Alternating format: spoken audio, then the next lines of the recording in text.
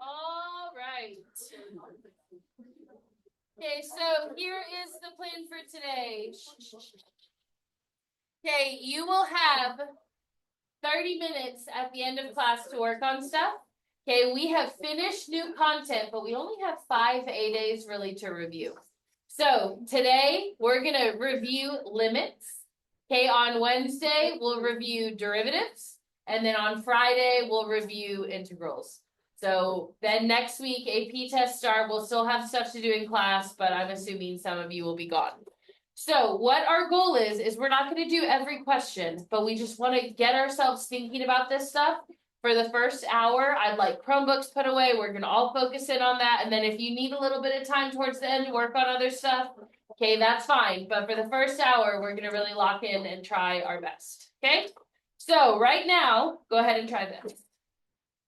Okay, if you need a little bit of help, you do have this little study sheet of all the different papers that we've done. We're mainly just focusing on the first one, which is limits.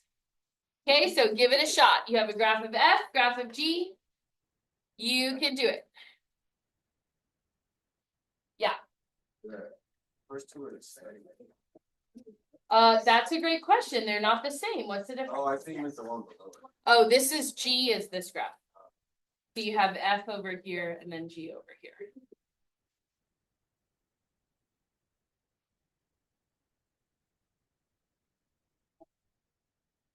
Okay, which side for my people that might have forgotten is the little negative, left or right?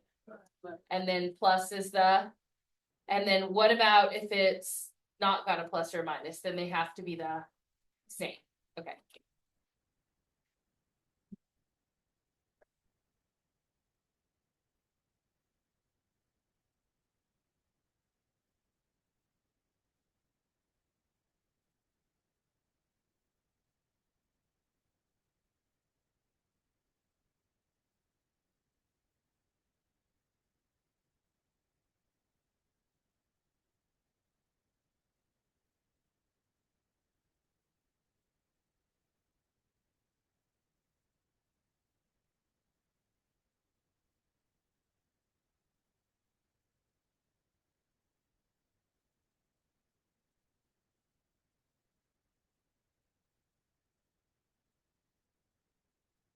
Okay, so just to check these first two, what is the limit as you approach 0 from the left on the graph of F? Remember, you cover this side. What's it dropping off at? 0. What about from the right? -1. Okay, then what does it mean if you're going to infinity? Do you remember what to do? Where the end of it's going. Now remember, if it's positive infinity, that's the right end of the graph, versus if it was x approaching negative infinity, that'd be the left end. So what is my y value doing as I go to the end of the graph? Well, 4 is the x, but what's the y staying at? -1. So remember, your limit should equal a y value. Okay, next row, 0 from the left on G. What is it? 1 from the right. 2, and then what about as I head to the right end of the graph? Is it approaching a particular value? It's just going up forever. Then remember, you have 2 options on that. You could put that it equals infinity, or technically D and E is also still correct. Because remember, if a limit exists, it's approaching a particular value. Okay, so you could see either of these answers in the multiple choice. Okay, for the next row, we're just going to do one of these and then I'll give you a couple more minutes to work. Okay, where do I apply the limit first? To F or to cosine? To the middle is cosine. Very good. So I would do the limit as x approaches 0 on cosine. And then once I find that, I'll apply it to F. Now, I don't have a graph of cosine, but if you look right here, remember to do a limit, the first thing you should try is to substitute it. So if I want the cosine of 0, that's your pinky finger. All your fingers are on top, which means what's cosine of 0? Then I want f of 1. And then I go to the graph of 1. I don't know if you remember this, but at 1, the graph has to be connected for you to be allowed to use that y value. So at 1, it is connected. What's its y value? -1. Okay, so see if you can do those next couple rows.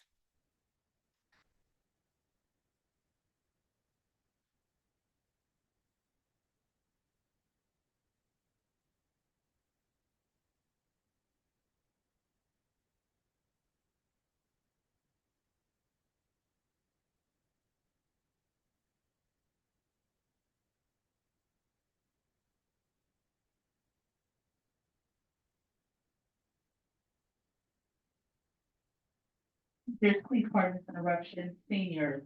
This message is for you guys. This is Ms. Clay. I just wanted to send another reminder, letting you guys know that May 2nd, this Friday, we will have all Dallas County Promise campuses here on campus in the library. If you need to see any colleges with the Promise program, they will be here on Friday, May 2nd in the RHS library. Make sure you check your email that I just sent you, seniors.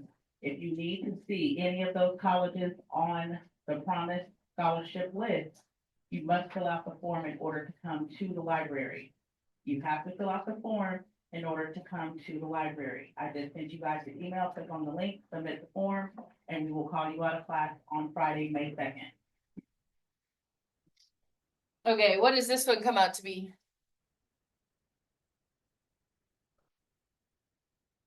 Huh? Sine of 0, what is the sine of 0? 0, and then I want g of 0. Okay, then I go to g of 0, I'm looking for a closed dot, can I pick it? No, I do have a closed dot, the top one's open. Okay, but why can't I pick this value? Do you remember what I just said? It has to be connected for you to pick the y value. So if this maps you to a spot where there's a disconnect in the graph, you're not allowed to use the inside, then go to the outside rule. You would put DNE. Okay. So keep working on those next couple rows.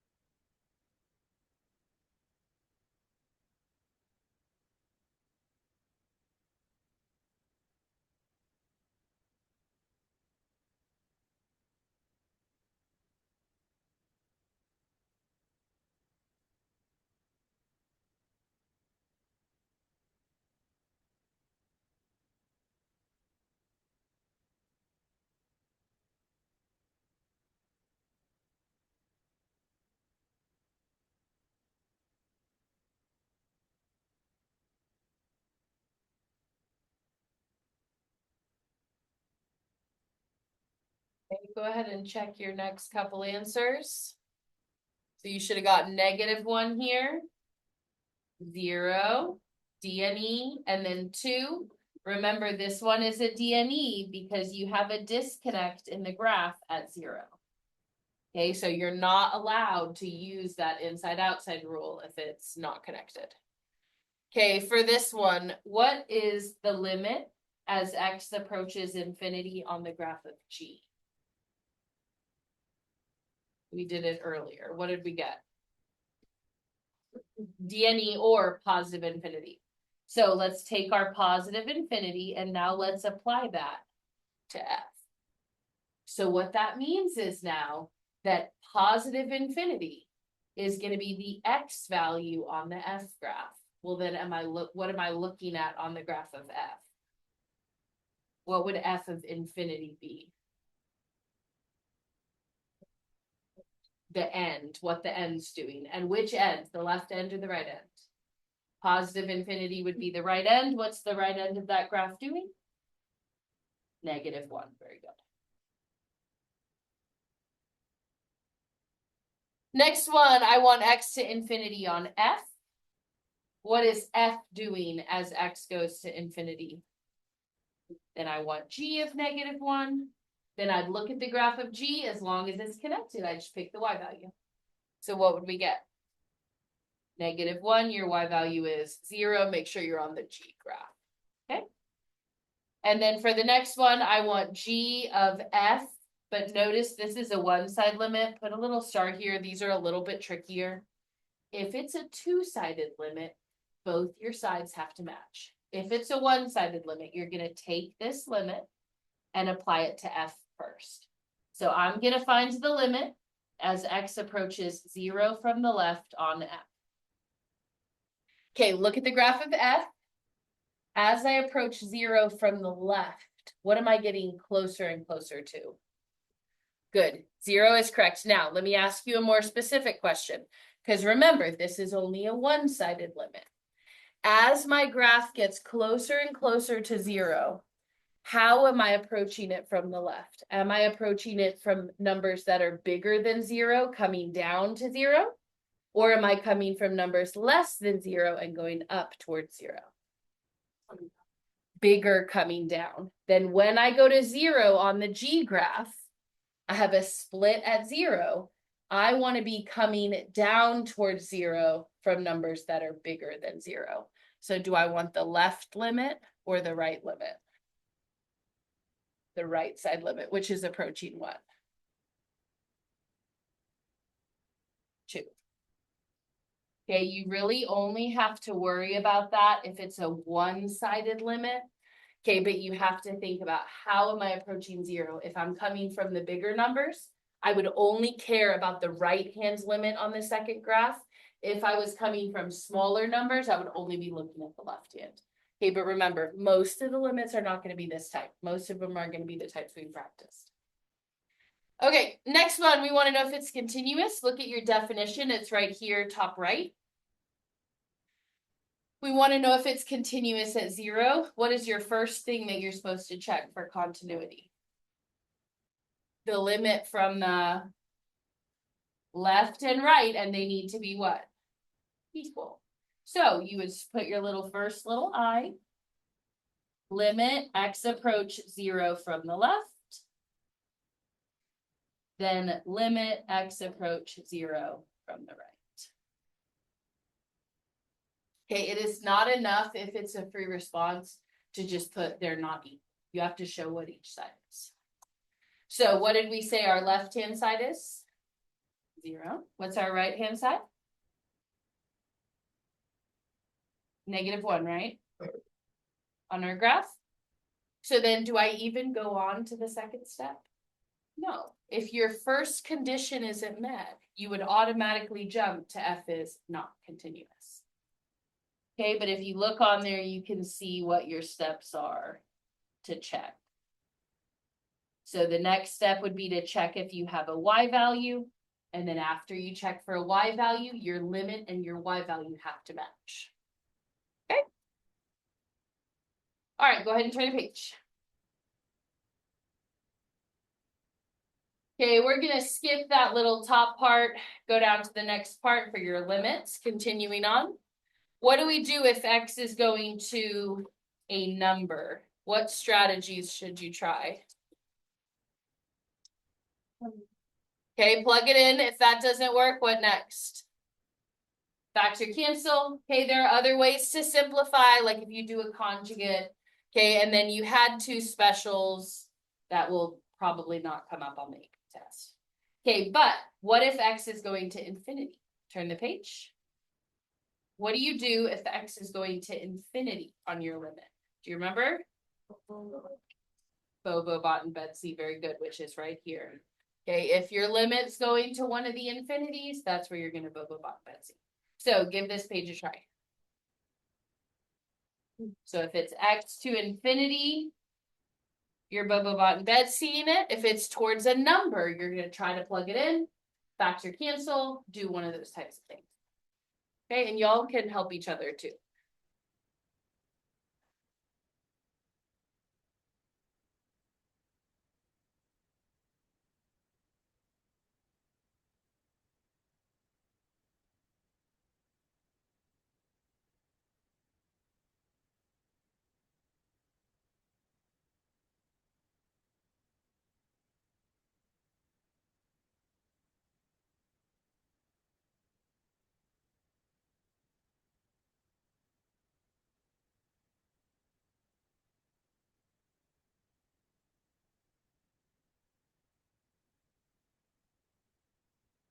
times that. So like you do this, times this negative, that was your highest power on top. Negative 2x squared. So write that out. Negative 2x squared is the top power. And then on the bottom, you have an x times a regular x. What's that? And then is it a Bobo? A Bodner Betsy? Remember, you're comparing the x's. That's a Betsy because they match. So then you just divide the negative 2 in the front over the 1 on top. Okay.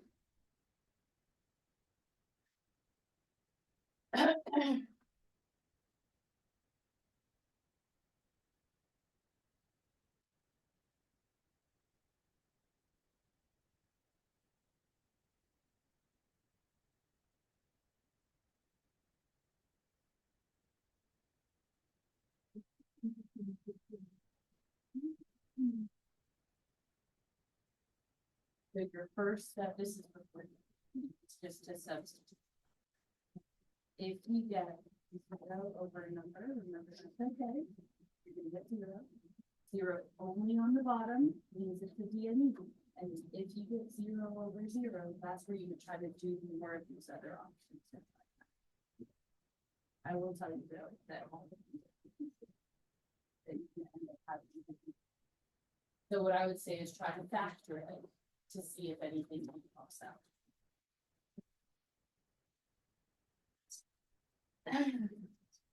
Yeah, good job. That's right. Okay, for this first one, I'm seeing a lot of answers that are 2, and you're almost there. Okay, but what is 2x times minus x? Negative 2x squared. Okay, and then on the bottom, what's x times x? Just x squared. And then when you're doing Bobo Bot Betsy, you're trying to see which x is bigger. So if it's an x squared and an x squared, that's a tie. That's a Betsy. So both equal. You divide the numbers in the front. If there's not a number here, what number goes there? 1. Negative 2 divided by 1 is negative 2. So what that means is the end of the graph is curving off towards negative 2. Okay, what's this one going to be? Bobo Botner Betsy. Betsy. Now, why don't I have to multiply this one out? Do you see that on this one, they're split up in factors versus this one's already in standard form. So I can just say, oh, x4 and x4, that's a tie, then it's 5/3. Okay. All right, for these bottom ones, if you haven't already done it, they all come out to 0 over 0. So let me draw your attention back to your first page here. Okay, that when we were doing limits, if you get a 0 on top, that's okay. Answer 0. If you get a 0 only on the bottom, that's a no, it's a DNE. And if you get 0 over 0, that's where if you can fix it, you're just gonna have to try another strategy. So let's say that you're doing number 3. What numbers will multiply to 5 and add to 6? 5 and 1. So it'd be x plus 1, x plus 5. On the bottom, I need numbers that will times to 10 and add to 7. 5 and 2. And then remember, the whole point of the factor cancel strategy is that now that I have those x plus 5s, I can cross those out. And then retry the limit as x is approaching negative 5. So now if I plug my negative 5 in, what's negative 5 plus 1 on top? Negative 4. And then on bottom, I had a negative 5 plus 2. Negative 5 plus 2 is negative 3. And then if they're both negative, they're going to cross each other out. What answer are we looking at? Good. Okay, number 4, what kind of factoring can you do there? GCF, what can we take out of the top? X squared, what's going to be left behind? Plus 8. Okay, then on the bottom, and notice I have a common factor also of x squared. What's gonna be left over? Okay, minus 16. And then remember, the whole point of factoring is it's factor cancel. So those x squareds are gonna cross out. And then once I cross them out, I can retry my limit as x approaches what? 0. So if I plug in a 0 here, now that's gonna be 5 times 0 squared plus 8 over 3 times 0 squared minus 16. How's the top gonna come out? 8. How's the bottom gonna come out? And then if I divide 8 and negative 16, what answer do we want? A. Good. All right, try the next one if you haven't already. See if you can factor the top of that. So you should be able to factor trinomials. You should be able to do GCF. Okay, what type of factoring is the top on number 5? Perfect squares. What's the square root of x squared? It's regular x. What's the square root of 4? Plus or minus 2. So remember, you're going to end up with one of each. And then I noticed that on the bottom, it's a 2 minus x. Okay, you can just cross these out. So one of the strategies that we learned is if you have almost the right factor, but it's backwards, just pull a negative out of the bottom. The top we're going to leave the same. So it'll stay at x plus 2 and an x minus 2. Okay, but then on the bottom, I'm just going to pull the negative out of the parentheses. What is that going to do to my minus x if I take its negative away? Now it's just positive x. And then what's going to happen to my 2 if it used to be positive, but now I'm taking a negative out? It'll become minus 2. Okay, and if you times this back in, then you can see, oh, the x is negative, the 2 is positive, just like it was before. Cross these guys out. And then from there, what's x approaching? 2.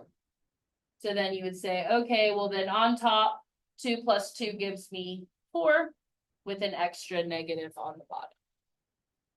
So that would give you D. Coming back to you now. Go ahead and turn the page. Okay, the other way that we learned how to solve limits, okay, is quite a bit later in your packet, but it was called L'Hopital's rule. So if you'll write that up here at the top, it's spelled L'Hospital. Okay, and you can call it a rule or a theorem, it really doesn't matter. Okay, but L'Hopital's rule is another way that you can solve 0 over 0 limits. So the first thing is it has to give you 0 over 0. Okay, that's called the indeterminate form, but remember, that's just your do more. Okay, if you get 0 over 0, L'Hopital's rule can fix your limit. You're going to take the derivative of the top. So let's say it was f over g, then f will go to f prime. What would g go to? G prime, and then you're just going to try the limit again. So let me show you what I mean. Let's take a look at number 1.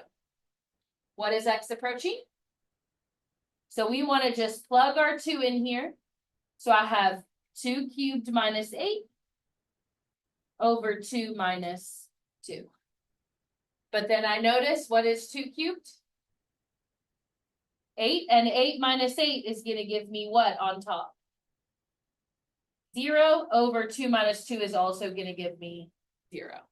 Okay, that means I either have to somehow remember the way to factor a perfect cube, which probably none of us remember, okay, or I can do L'Hopital's rule. So take the derivative of the top. What's the derivative of x cubed minus 8? Very good. 3x squared, and then remember, the minus 8 is just going to go away. Okay, and then on bottom, I had an x minus 2. What's the derivative of that? Just a 1. And then I can try the limit again. So I just take the derivative of the top, 3x squared. Derivative of the bottom gives me a 1. then try my limit again. Now can I plug in the 2 without an issue? Yes. 3 times 2 squared would be 3 times 4, which gives me 12. Okay. Any factor cancel limit, L'Hopital's rule can also do. Okay. So let's do number 4, 5, and we'll do 6. Okay, give those 3 a shot.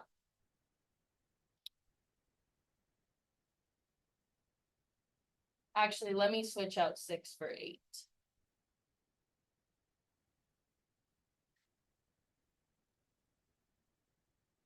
So first thing you want to confirm is if it's not 0 over 0, you can't L'Hopital's rule. Only works for your do more examples.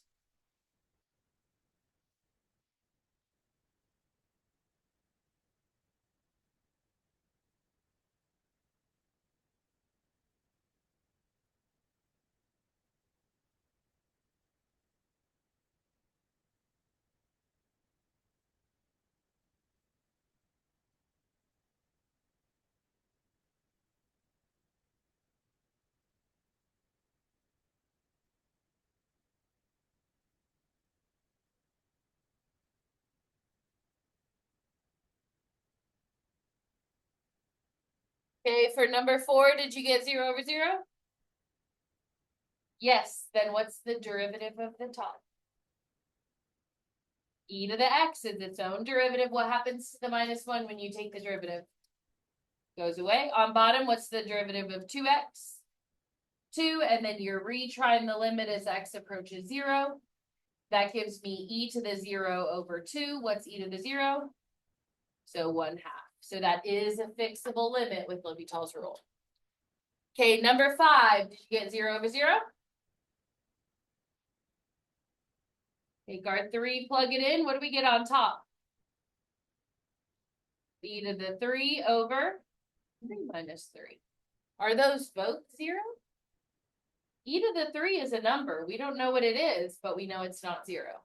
So remember on your little sheet here, okay, a number over 0, that's a conclusion. That's not like an ooh, I can fix it.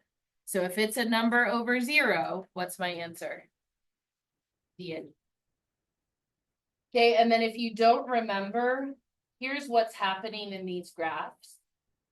Okay, if it's a fixable limit, the reason the limit still exists is that your graph has a hole there. Okay, versus for this one, if it's not fixable, that means you have a vertical asymptote.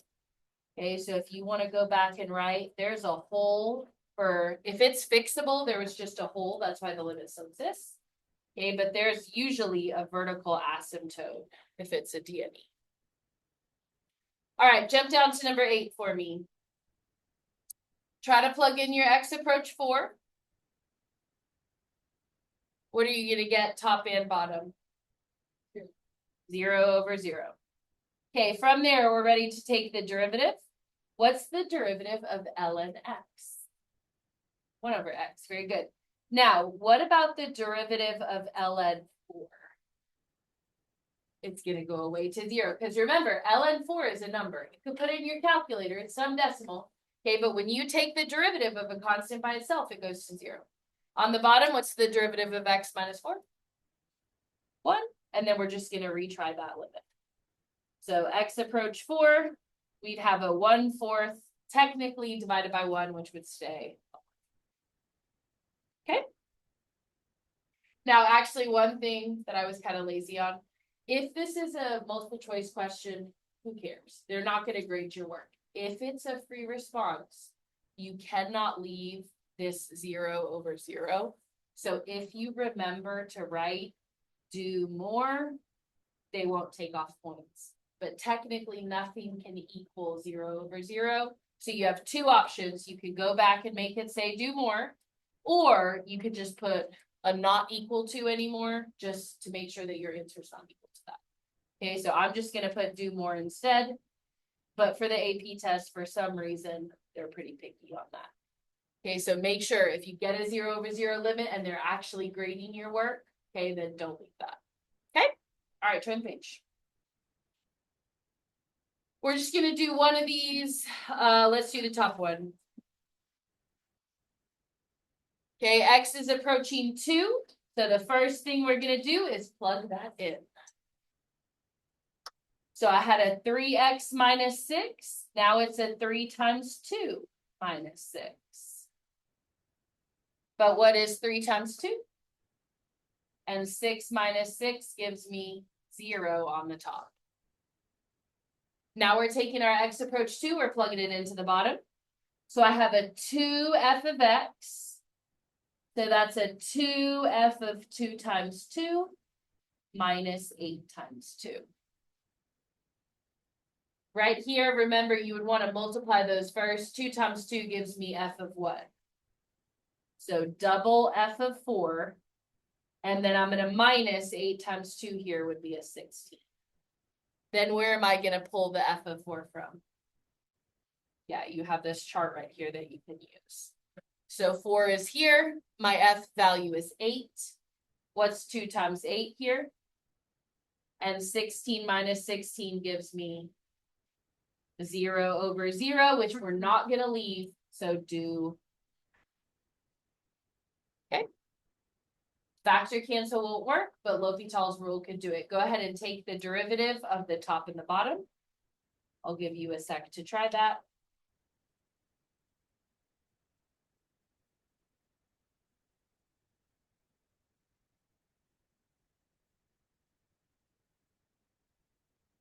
Three x minus 6. What's your derivative? Close. 3x, what's your derivative? Just a 3, yeah? And then the 6 just goes away, right? So 3x minus 6, derivative's just a 3. Okay, then on the bottom, what will f go to when I take the derivative of it? F goes to f prime. You keep your 2x the same, but then you have to multiply by the derivative of 2x. Okay, that's called chain rule. So if f goes to f prime, my 2x stays the same, but I get an extra what? Times 2. And if I already had a 2 in front, what will that turn into? 4. Minus 8x, what's the derivative of that? Minus. Okay, then from there, remember, you're just retrying the limit at whatever it was approaching in the first place. So this would still be x approach 2. When I go to my chart, I want to make sure that now I'm looking in the f prime row instead of the f row or column.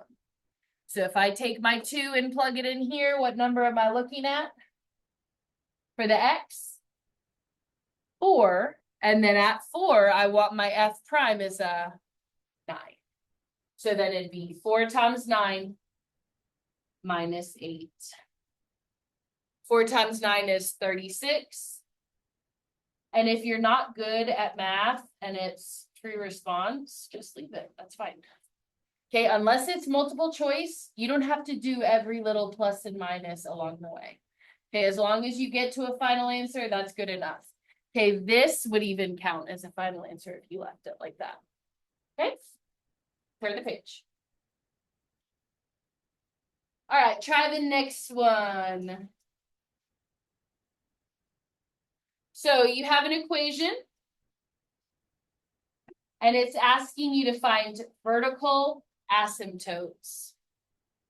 Okay, vertical asymptotes. What do we think we should do first? And you don't have a calculator, you can just punch it in and look for the lines. Huh? Factor's a good place to start. On the top, what will multiply to 4 and subtract to 3? What numbers? 4 and 1. So let's do x and 1, x and 4. Now, when I pick my signs, I need the 3 in the middle to come out positive. So I want the 4 to be the positive and the 1 to be the minus. Okay, on the bottom, I need numbers that will times to 2 and subtract to 1. What are my options? What numbers? Okay, 1 and 2. But then I need my x in the middle to come out to be a positive 1. So I want a plus on my bigger, minus on my smaller. What's gonna cross out? Okay, at x minus 1, if it crosses out, is the limit gonna still exist? Yes, because it's fixable. What happens in the graph if your limit is fixable? Do you remember? It's a hole. Very good. Now let me show you on here. It says it right here. Okay, if your factor crosses out, that means it's a hole and the limit still exists. Are they asking me for holes? Only what?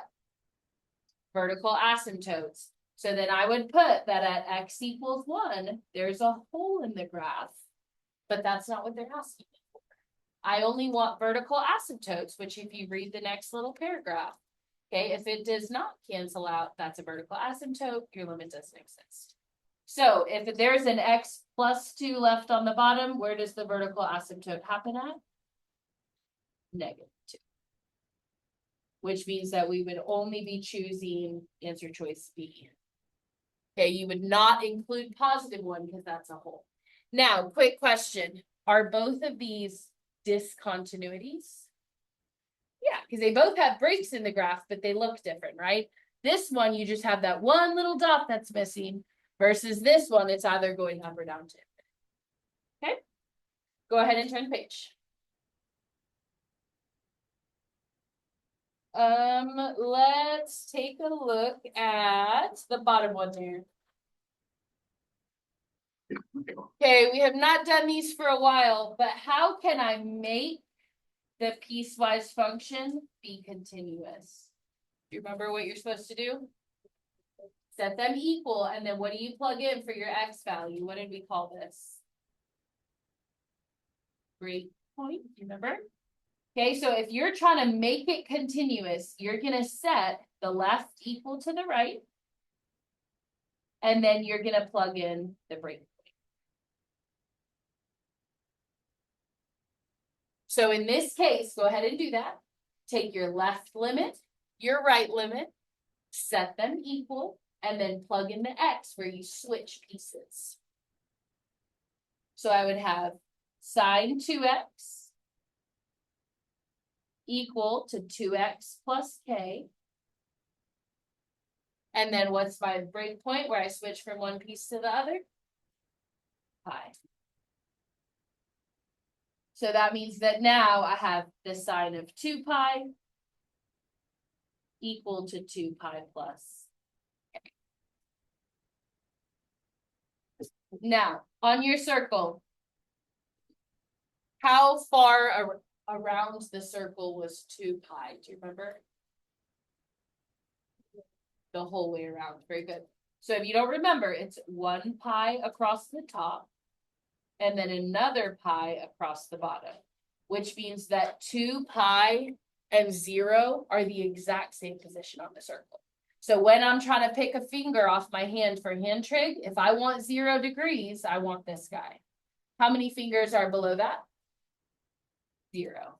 So that it'd be 0 equals 2 pi plus k. And then if I'm trying to solve for k, what do I want? Which answer choice would it have to be? K. Okay, because if it's k plus 2 pi, you'd have to minus that 2 pi across to get your k alone. Okay.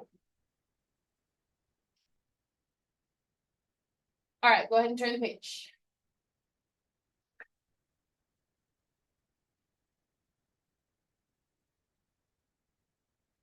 All right, I want you to read through, okay, parts A, B, and C. Try to pick one of them to do on your own, okay?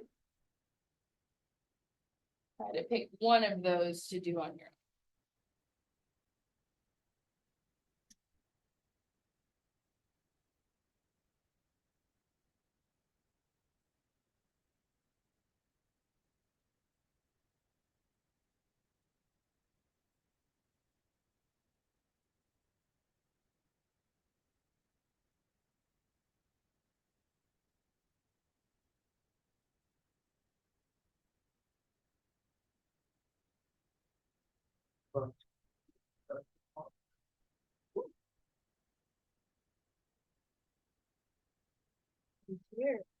For baseball? No, I did. No, you. Thanks.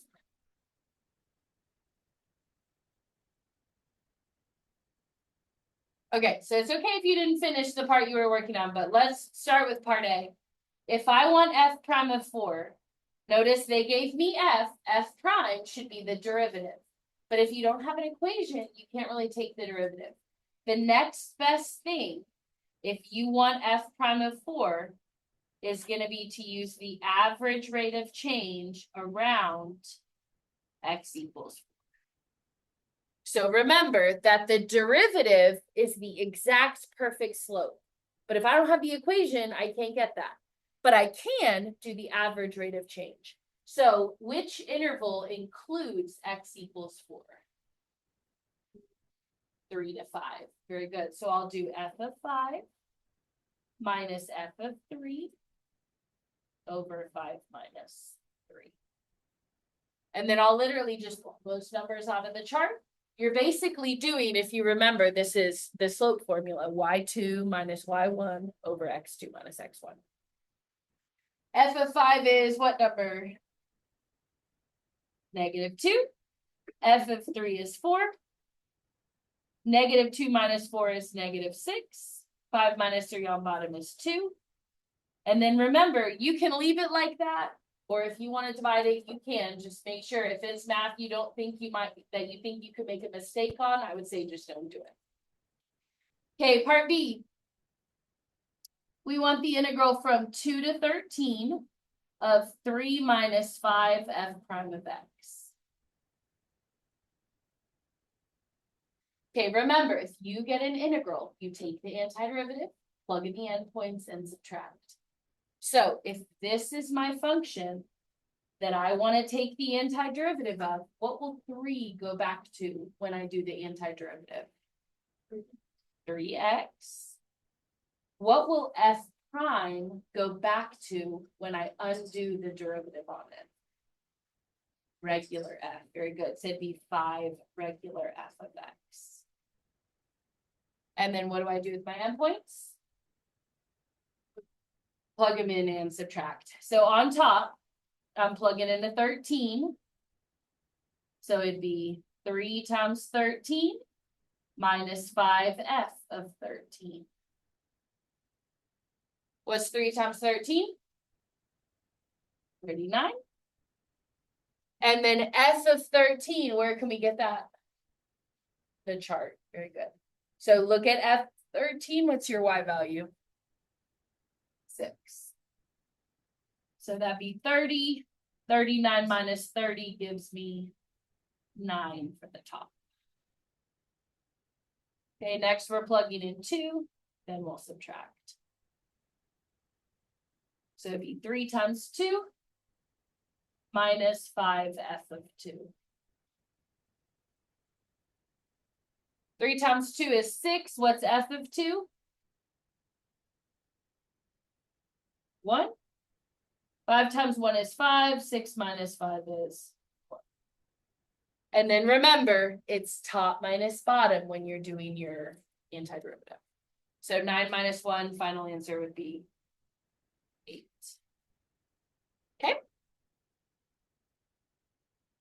All right, last little part of this. We have not done Riemann sums in a while. Okay, but remember, Riemann sums are how you do integrals if you don't have the equation. So I'm going to do it up here at the top since I kind of ran out of room.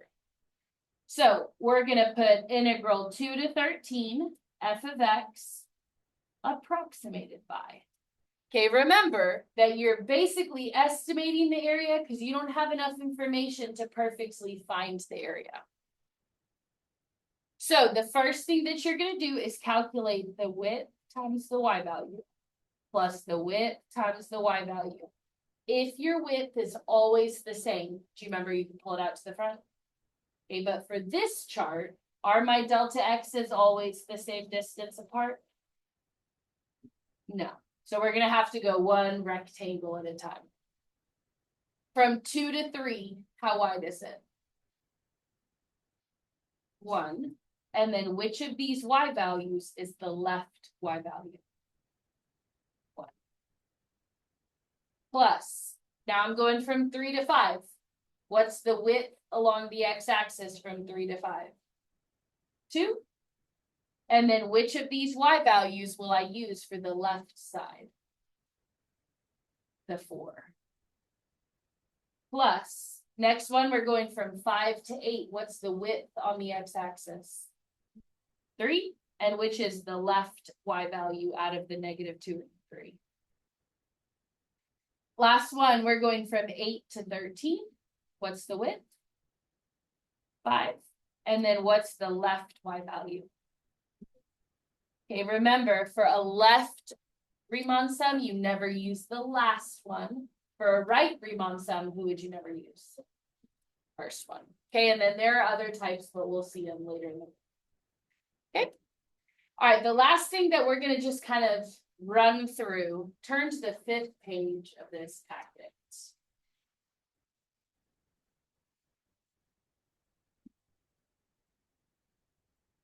Okay, so it should be all of your theorems. Okay, there are 6. You have 3 on the front. I think it's 7. Okay, there are 3 across the front.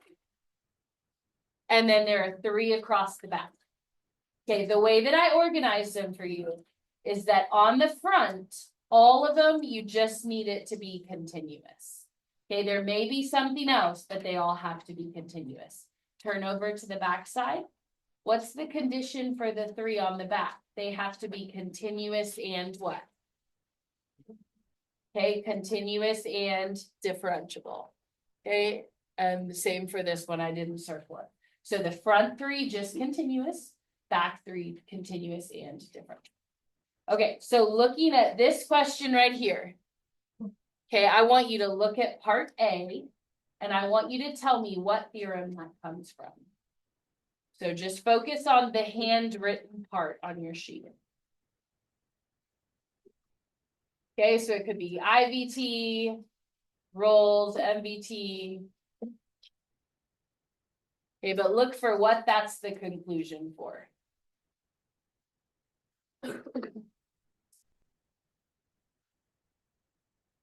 You find it? There's only 6. Mean value theorem. Very good. Let me show you. Look at mean value theorem. It says blah, blah, blah, blah, blah. F prime needs to equal f of b minus f of a. So let's look at our conditions. All that it has to be is continuous and differentiable. Then you're going to find the average rate of change, and you know the derivative has to equal that. So look at your problem. Does it say that it's continuous and differentiable? Continuous and differentiable, yeah. So I'm going to put here MVT, check, because it's used correctly. Okay, let's go down to the next one. I want f prime to equal 0. Look through your 5 theorems, because you already did one of them. Which one says f prime has to equal 0? Rolls, very good. Now let's look at our conditions. It still has to be continuous and differentiable for me to get my f prime of 0, but what else does it say? Right here. F of A and F of B, whatever your y values are, they have to be equal to each other. So look back at your question. Did it ever tell me that my y values at A and B are the same? No. So then I want you to write Rolls. And then I want you to put in X, because it never said F of A and F of B have to be equal to each other. So B is going to be your correct answer. Okay. Now, just to make sure that you recognize C and D are EVT. So turn back to the front side of that sheet. In order for me to know that I have a minimum and a maximum, what is the only condition for extreme value theorem? All it has to be is what? Continuous. And if it's continuous, think about that means I can't have an asymptote or something crazy where I never hit a highest value. Okay, then I automatically know for any continuous function, I have to have a max and I have to have a min. So that's extreme value theorem. All right, so we already picked B on that one. We're just going to do 2 more. Okay, and then we'll be done for today. So turn the page and take a look for me at the bottom of that sheet. Okay, what does it tell me about my graph? It says it's what? Continuous. And then it tells me that f of 2 is 17 and f of 5 is 17. What does that mean about my y values? They have to be what? They're equal. What theorem states that? Rolls. They're trying to use rolls, right? So I'm going to put here that because my y values are the same, I think they're trying to use Rolle's theorem. Okay, then it says, which of the following additional conditions would guarantee that f prime has to equal 0? So what are they missing? Which piece? It's continuous. My y values match, but what did they forget to say? Has to be differentiable. Okay. All right, we're gonna do one more of those. Let's do the one right above it. Okay, first question, is it continuous, differentiable, or both? Okay, it tells me both of those. That means all of my theorems are kind of on the board, right? Okay, for this one, it says regular f has to equal 0. Is that Rolle's? What does Rolle's say? What has to equal 0? Look at your sheet if you don't remember.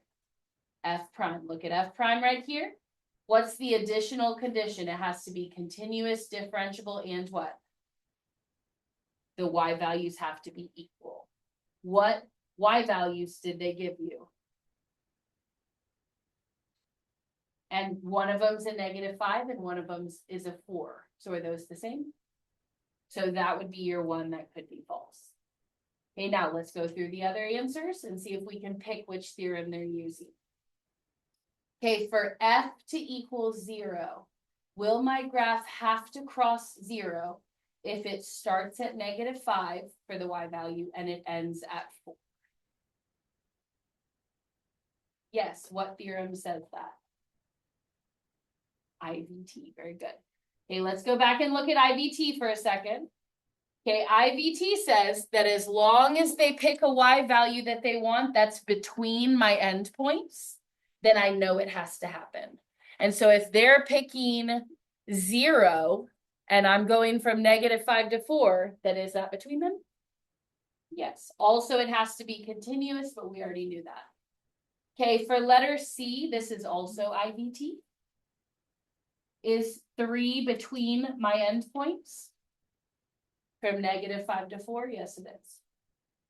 Okay, this one, let's skip D, we'll come back to it, go to E. This says there has to be a C so that that y value is greater than all of the other y values on the interval.